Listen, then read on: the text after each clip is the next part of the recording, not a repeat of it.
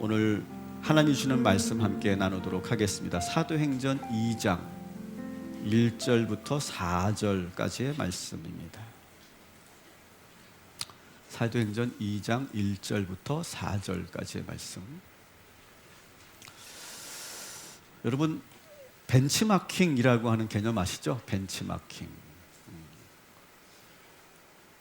벤치마킹이라고 하는 것은 어떤 업계와 어떤 그런 조직에서 최고의 성과를 내는 어떤 기업이나 부서의 어떤 운영 방식, 어떤 전략, 프로세스 이런 것들을 배워서 그대로 따라하는 겁니다.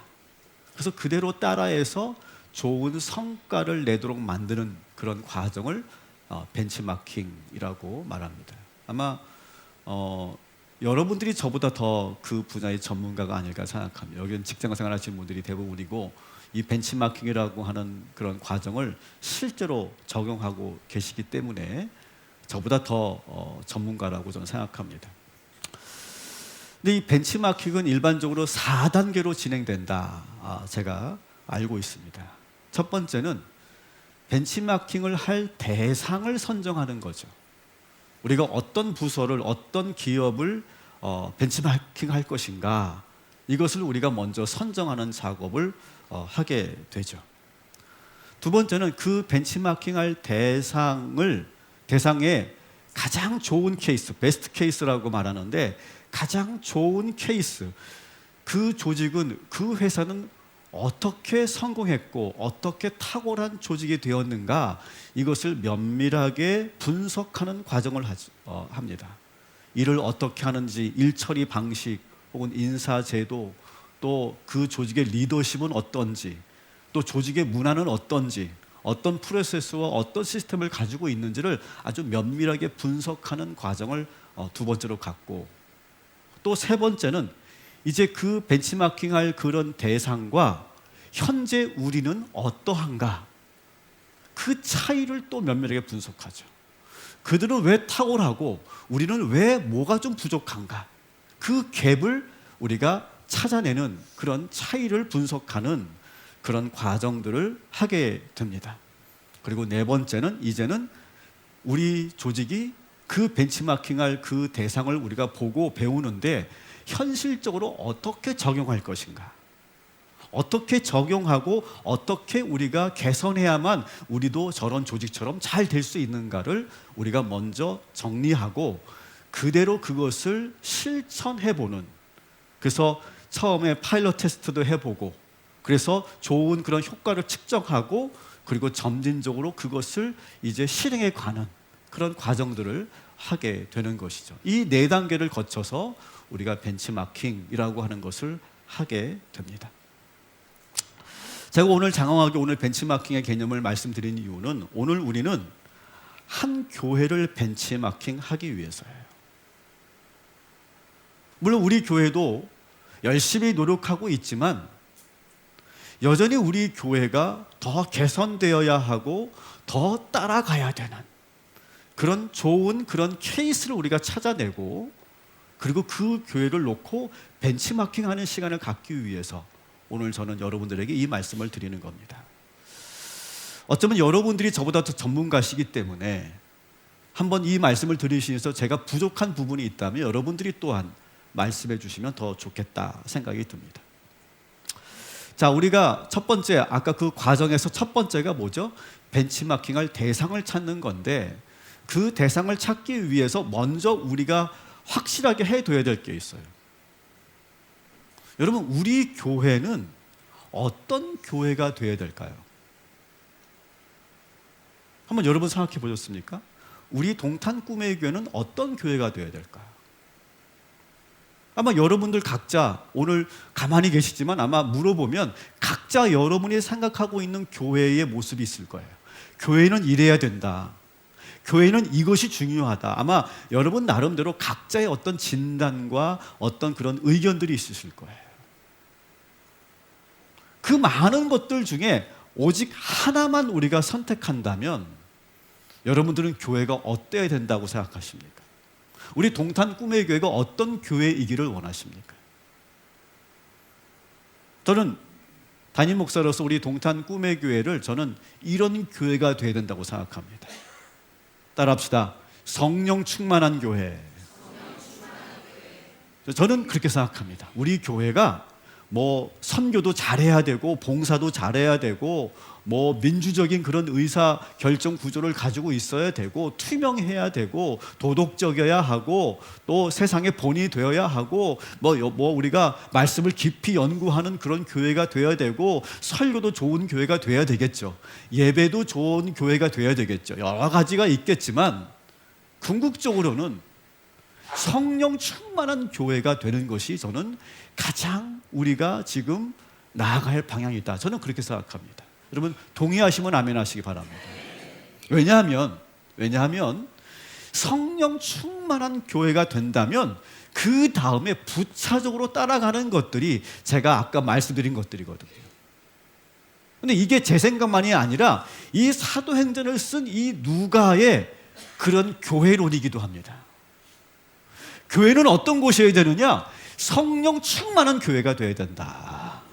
그러면 그 뒤에 부차적으로 선교도 하게 돼 있고 봉사도 하게 돼 있고 건강한 교회가 되기도 하고 부흥하는 교회가 된다. 성령 충만한 교회, 이것이 이 사도행전의 교회론이에요. 자, 그렇다면 우리는 어느 교회를 벤치마킹 할 것인가? 오늘 본문에 나오는 이 초대교회 예루살렘 교회를 우리는 벤치마킹 하려고 하는 거예요. 여러분 이 예루살렘 교회, 이 마가 다락방에 시작된 이 예루살렘 교회는 우리 교회뿐만 아니라 모든 전 세계 교회들이 반드시 벤치마킹 해야만 하는 그런 교회라고 볼 수 있죠. 자, 가장 성령 충만했던 이 예루살렘 교회는 어떤 교회였는지 우리 한번 오늘 본문 2장 1절부터 4절까지 같이 읽어보도록 하겠습니다. 오순절 날이 이미 이름에 그들이 다 같이 한 곳에 모였더니 호련히 하늘로부터 급하고 강한 바람 같은 소리가 있어 그들이 앉은 온 집에 가득하며 마치 불의 혀처럼 갈라지는 것들이 그들에게 보여 각 사람 위에 하나씩 임하여 있더니 그들이 다 성령의 충만함을 받고 성령이 말하게 하심을 따라 다른 언어들로 말하기를 시작하니라. 아멘. 자, 말씀을 계속 띄워주시고 자, 한번 팩트를 한번 그대로 봅시다. 자, 때는 언제였대요? 오순절이었다 이렇게 돼 있고요. 지금 오늘 본문에는 나와 있지 않지만 마가의 다락방에 다 같이 모였어요. 다 같이 모여서 뭘 했어요?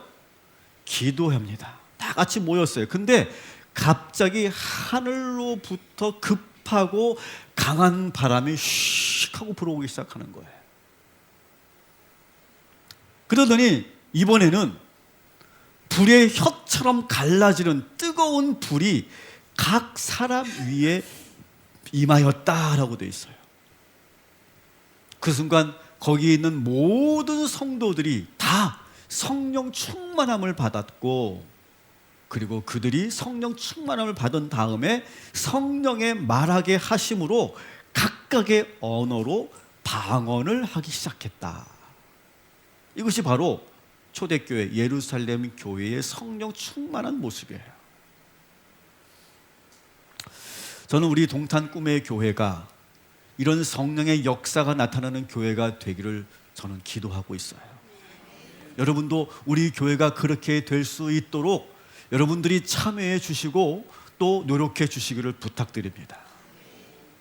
오늘 이 시간도 오늘 이 말씀에 나오는 그런 예루살렘 교회 2000년 전에 그 교회를 보고 배우는 정도가 아니라 오늘 이 자리에 이 예배에 성령께서 동일하게 역사하여 주실 줄 믿습니다.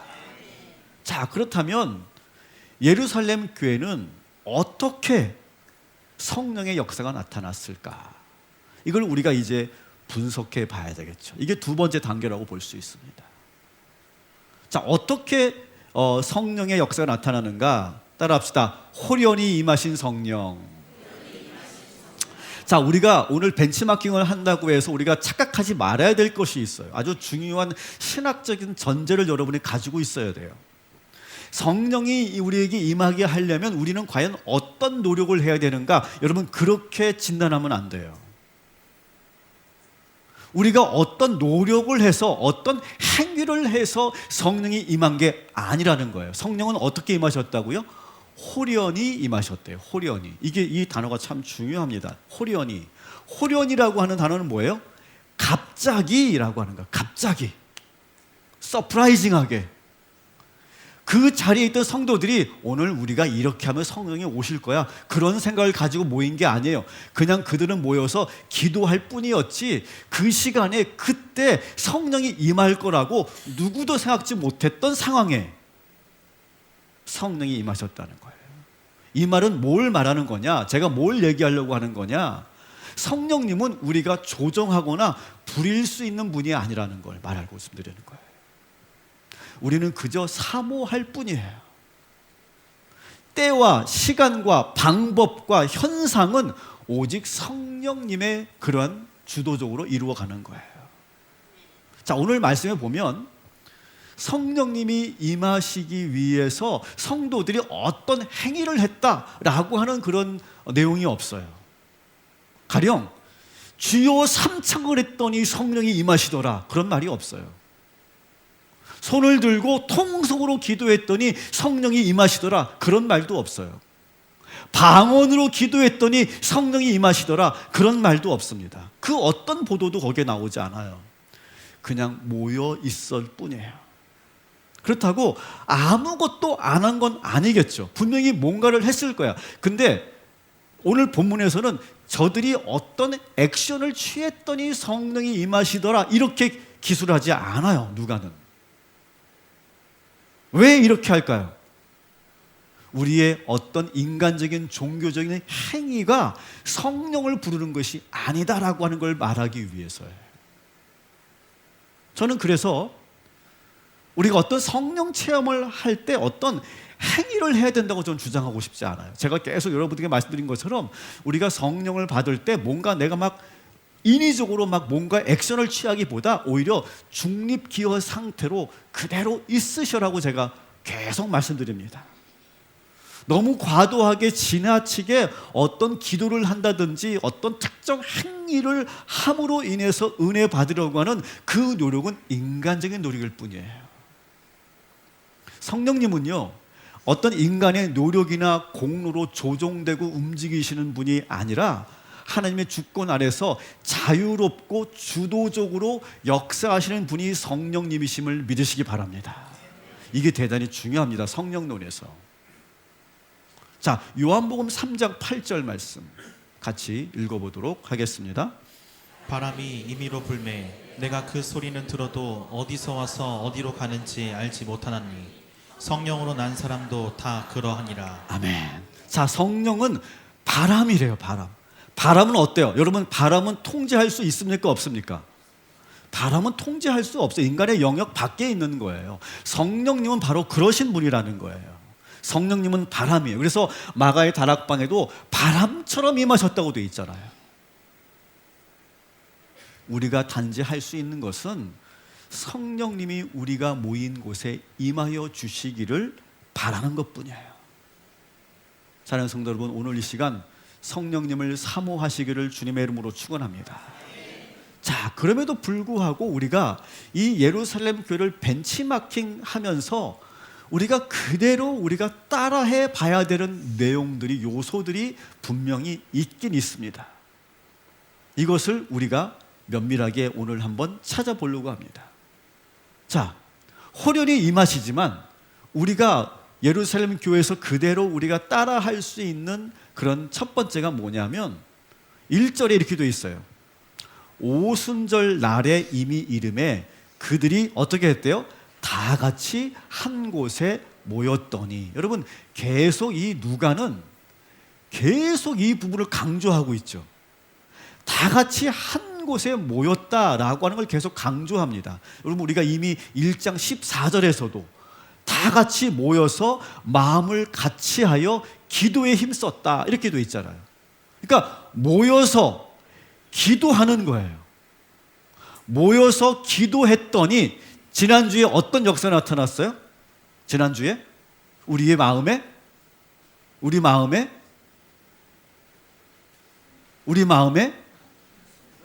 뭐가 치유됐어요? 대답하기 귀찮으세요? 우리 마음에 상처가 치유되고 난 다음에 성령이 임하셨다라고 하는 거예요. 아무 때나 그냥 우리가 성령이 임하는 것이 아니라 모두가 다 같이, 다시 정리하면 모두가 다 같이 모여서 한 마음으로 기도하여 우리의 마음의 상처가 치유되고 우리의 죄가 사해져 있을 때 그때 성령이 임하셨다는 거예요. 따라합시다. 은혜의 장애물을 제거해야 됩니다. 여러분, 우리가 은혜 받기 위해서는요, 은혜를 방해하는 그 장애물을 제거해야 되는데 그 중에 하나가 상처고요, 그 중에 또 하나가 죄예요. 죄와 상처가 있으면요, 우리가 아무리 교회에 있어도, 오늘 이 시간 여러분 이 자리에 있어도 은혜를 받지 못하고 성령이 임하지 않는다는 거예요.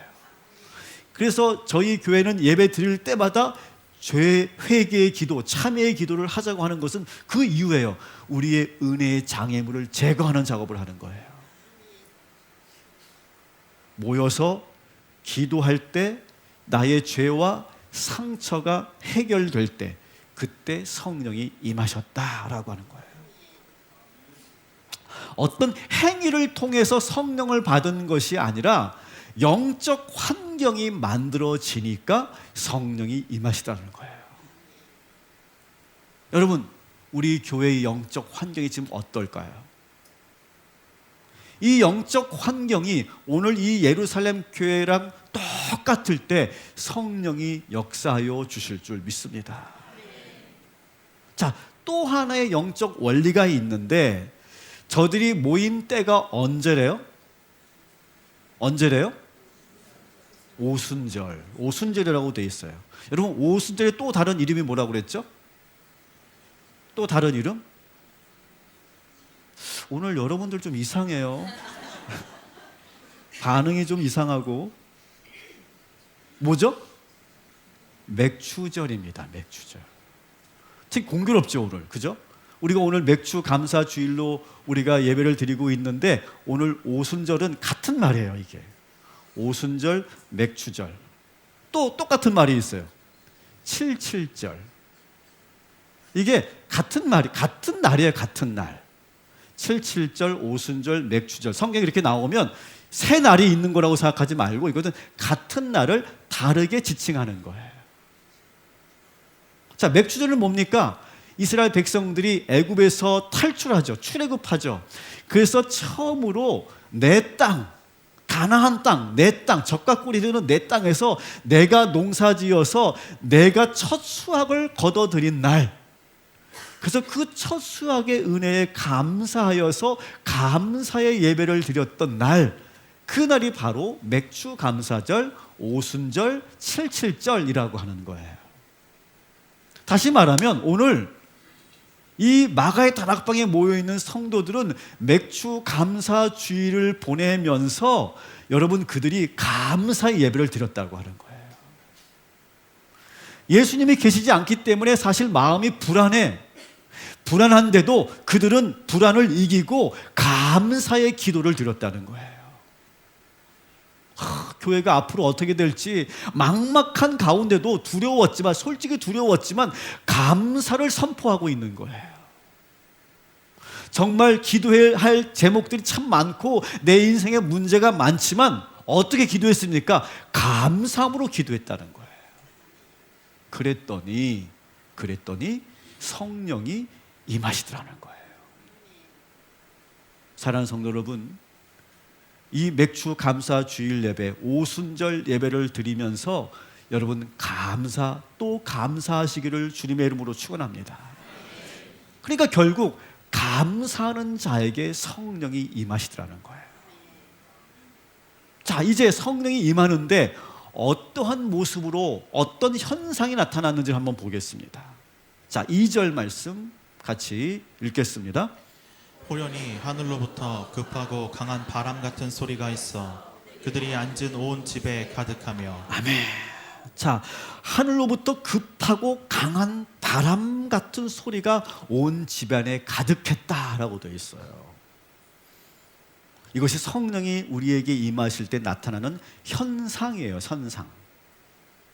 자, 그런데 여러분, 성령님이 곧 바람이다 이렇게 보시면 안 돼요.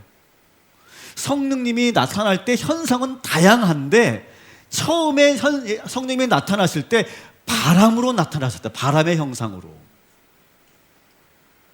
그래서 우리는 성령의 바람이라고 말을 하죠. 오늘 이 시간 우리가 함께 예배드리고 우리가 함께 기도할 때 성령의 바람이 이곳에 가득 넘치게 되기를 주님의 이름으로 축원합니다. 여러분 그렇게 사모하시기 바랍니다. 자, 두 번째, 바람으로만 성령이 임하시는 것이 아니라 시간이 좀 지나니까 또 다른 모습으로 임하시던데 3절 우리 같이 또 읽어보도록 하겠습니다. 마치 불의 혀처럼 갈라지는 것들이 그들에게 보여 각 사람 위에 하나씩 임하여 있더니. 아멘. 불의 혀같이 임하셨다. 이게 참 표현이 참 독특하죠. 그죠? 근데 이런 거예요. 뜨거운 불, 여러분 불, 활활 타오르는 불의 형상을 보세요. 불이 막 타오르면 그것을 이 누가 기자는 불의 혀처럼, 혀가 갈라지는 것처럼 그렇게 표현하고 있는 거예요. 참 상상력이 대단하죠. 중요한 것은 이번에는 성령이 불처럼 임하셨다는 거예요. 바람처럼 임하셨다가 불처럼 임하셨다는 거예요. 그래서 우리는 성령님을 불길 같은 주성령 이렇게 우리가 부르기도 합니다. 중요한 것은 바람으로 임하실 때는 아주 시원했을 거예요. 근데 시간이 지나서 불로 임하시니까 뜨거워지기 시작합니다. 열기가 달아오르기 시작합니다. 성령님은 우리를 시원하게도 하시고 뜨겁게도 하시는 분임을 믿으시기 바랍니다. 내 마음이 지금 답답하고 그리고 꽉 막혀 있는 분들에게는 바람처럼 임하실 것이고 내 마음이 차갑고 냉랭한 성도들에게는 불처럼 임하게 될 줄 믿습니다. 의욕이 없고 무기력한 자들에게는 불과 같은 열정으로 임하여 주실 줄 믿습니다. 이렇게 성령님은요 우리의 영적 상태에 다르게 영적 상태에 맞게 어떤 사람에게는 바람으로 어떤 사람에게는 불로 임하시는 줄 믿습니다. 그리고 오늘 말씀에는 없지만 성령님은요 그 밖에도 더 다양하게 역사하세요.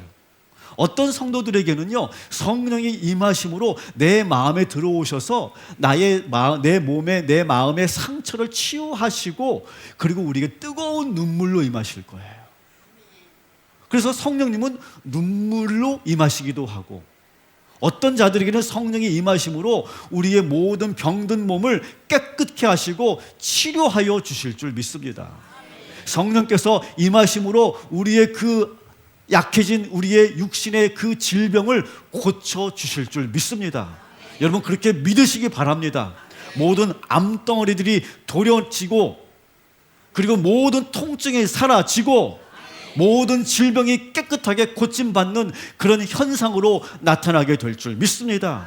어떤 사람들은 성령이 임함으로 인해서 환상을 보게 될 것이고 주의 음성을 듣게 될 것인 줄 믿습니다. 어떤 사람에게는 열정이 불타올라서 담대함과 자신감으로 우리를 불러일으켜 주실 줄 믿습니다. 이렇게 성령님은요 다양하게 임하시는 거예요. 자, 3절에 보면 기도에 있어요. 또 그 성령님이 불같이 임했는데 어떻게 합니까? 각 사람 위에 하나씩 임하였다 이렇게 돼 있어요. 모두에게 임했다는 거예요. 모두에게, 각각 모든 사람들에게. 우리가 성령 체험을 한다고 할 때 믿음 좋은 사람과 믿음 없는 사람을 여러분 성령님은 구별하지 않으신다는 거예요. 야, 너는 믿음이 없으니까 너는 성령에 너는 임하지 않겠다. 그렇게 생각하지 않으신다는 거예요. 너는 믿음이 좋으니까 나는 임하겠다. 그렇게 말씀하시지 않는다는 거예요. 우리 성령님은 공평하신 분임을 믿으시기 바랍니다. 오늘 이 시간 여기 계신 모든 분들이 다 성령의 은혜를 받게 될 것인데 중요한 것은 여러분의 마음가짐이에요. 여러분들이 받아들이면 성령이 임하실 것이고 여러분이 거부하면 아무 일이 일어나지 않을 거예요. 여러분 거부하지 마시고 그대로 성령이 우리에게 임하시는 걸 맞이하시기를 주님의 이름으로 축원합니다. 그러면 놀라운 내적인 외적인 변화가 나타나게 될 줄 믿습니다. 자, 어떻게 변화가 나타나느냐? 성령이 충만해졌대요. 4절 말씀 우리 또 같이 읽겠습니다. 그들이 다 성령의 충만함을 받고 성령이 말하게 하심을 따라 다른 언어들로 말하기를 시작하니라. 아멘. 자, 성령의 충만함으로 방언을 말하게 됐다라고 하는 방언은 다음 주에 제가 볼 거고요. 오늘 여기서 집중할 것은 성령 충만이에요. 성령 충만. 여러분, 성령 충만하다라고 하는 건 뭡니까? 성령께서 한 사람의 마음에 쭉 임하셔서 우리의 삶을 완전히 지배하시는 상태. 제가 한번 여러분들에게 표현하는 것을 그대로 여러분 믿으시고 들으시고 여러분 사모하시기 바랍니다. 성령이 우리의 온몸에 임하실 거예요. 우리의 마음에 가득 채워지는 느낌으로 오실 거예요. 그리고 머리부터 발끝까지 기름 부어지는 것처럼 계속해서 흘러내리게 될 거예요. 그리고 성령님이 내 안에 들어와서 우리의 마음속에 감정을 불러일으킬 건데요. 담대함으로 충만하게 하시고 어떤 사람은 기쁨으로 충만하게 하시고 어떤 사람은 사랑으로 충만하게 하시고 어떤 사람은 열정으로 불타오르게 하시고 어떤 분들에게는 행복감을 주시고 어떤 사람은 감사가 넘치게 하여 주실 줄 믿습니다. 성령 충만해지면 우리의 생각이 분산되지 않고 오직 하나의 생각으로 모아지게 될 것이고 그래서 내 마음이 확정된 마음을 갖게 될 거예요. 더 이상 갈등과 고민이 사라지게 될 줄 믿습니다. 내 마음이 확정된 상태, 그것이 바로 성령 충만이라고 하는 것이죠. 사랑하는 성도 여러분, 오늘 이 시간 그 성령 충만을 받으시기를 주님의 이름으로 축원합니다. 자, 다시 한번 정리해 봅시다. 우리가 지금 벤치마킹하고 있는 예루살렘 교회에 어떻게 성령님이 임하셨습니까? 모두가 다 같이 모여 한 마음으로 기도할 때 모든 상처가 치유되고 감사의 예배를 성령 이 오순절에 감사 예배를 드릴 때 성령이 임하셨고 성령님은 다양하게 역사하셨는데 급하고 강한 바람으로 임하시기도 하고 불같은 뜨거운 그런 성령으로 임하시기도 하고 한 사람도 빠짐없이 모두에게 임하셨고 모든 성도들이 성령 충만해졌다. 이것이 바로 오늘 예루살렘 교회의 성령 충만의 모습입니다. 자, 이제 여러분들에게 제가 질문을 하나 드리려고 여러분들에게 포스트잇을 여러분 하나씩 여러분 자리에 붙여드렸어요. 자, 이제 우리가 이 벤치마킹에서 뭘 한다고 그랬죠? 갭을 분석하는 거예요. 갭 어널리시스라고 하죠. 우리가 벤치마킹하고자 하는 예루살렘 교회와 현실 우리 동탄 꿈의 교회는 과연 얼마나 차이가 있을까? 그걸 여러분이 한번 객관적으로 한번 여러분이 한번 평가해 주시라는 거예요. 질문을 드릴게요. 우리 교회는 초대교회와 비교하면 얼마나 차이가 있을까요? 우리 교회는 초대교회처럼 되려면 아직 멀었다. 한 10%나 따라갔을까? 이렇게 여러분 보실 수도 있고요. 조금 부족하지만 노력하면 될 것 같다. 약 한 30%? 그래도 이 정도면 크게 차이 나지 않는다고 생각한다. 50% 이상은 된다, 우리 교회가. 우리 교회는 영적 분위기가 초대교회에 가깝다. 100%는 아니지만 그래도 한 7, 80%는 되는 것 같다. 한번 여러분 우리 교회를 한번 평가해 주시라는 거예요. 1번, 2번, 3번, 4번. 한번 포스트잇에 여러분 한번 이 번호를 한번 기재해 주시기 바랍니다. 펜이 없으시면 손 드시면 드릴 거고요. 자, 두 번째 질문이 이런 겁니다. 그렇다면 우리 교회는 초대교회와 비교해서 무엇이 부족하다고 생각하십니까? 여러분들이 벤치마킹하는 분석가라고 생각하시고 한번 우리 교회를 한번 평가해 보시고 우리 교회가 지금 개선돼야 될 것이 뭐라고 생각하는지를 여러분 적으시는데, 여러분 개인이 노력해야 될 부분들을 적으셔도 좋고, 우리 교회가 지금 개선해야 될 부분들을 여러분 적으셔도 좋습니다. 네, 우리 장로님 여기 앞에 펜 드리세요. 또 이렇게도 할 수 있어요. 여러분 기탄 없이 하시는 거예요. 이름 적지 않아도 되니까. 담임 목사가 기도를 더 많이 해야 될 것 같다. 여러분 그렇게 쓰셔도 저도 좋습니다. 자, 받아들일 거예요. 모두 좋습니다. 여러분이 한번 우리가 평가해 보자. 우리 교회가 뭘 개선해야 과연 초대교회와 같은 그러한 교회가 될 수 있을 것인지. 이것은 어떤 단순히 우리 교회 건의사항을 적는 게 아니라고 말씀드렸어요. 우리가 예루살렘 교회처럼 성령 충만한 교회가 되기 위해서 우리는 무엇을 더 노력해야 될지 한번 적어보시라는 거예요. 자, 한번 다 적으시면 그걸 꼭 나가실 때 여러분 다 제출해 주시고 가시면 제가 다시 한번 그것을 다 수합하고 정리해서 다음 주에 한번 여러분의 의견을 한번 이렇게 보고해 드리도록 하겠습니다. 아, 우리 교회를 우리 성도들이 이렇게 생각하고 있고, 또 이런 것들이 개선되어야 우리 교회가 성령 충만한 교회가 될 것 같다. 대안들을 한번 여러분이 제시해 주시면 좋겠습니다. 말씀을 이제 정리하고 우리가 함께 기도하는 시간 가질 건데요. 사랑하는 성도 여러분, 성령님을 사모하시기 바랍니다. 성령 충만하시기를 바랍니다. 성령의 능력을 소유하게 되시기를 주님의 이름으로 축원합니다. 그래서 여러분의 삶에도 변화가 나타나고 여러분의 모든 문제를 성령의 권능으로 이겨나가시기를 주님의 이름으로 축원합니다.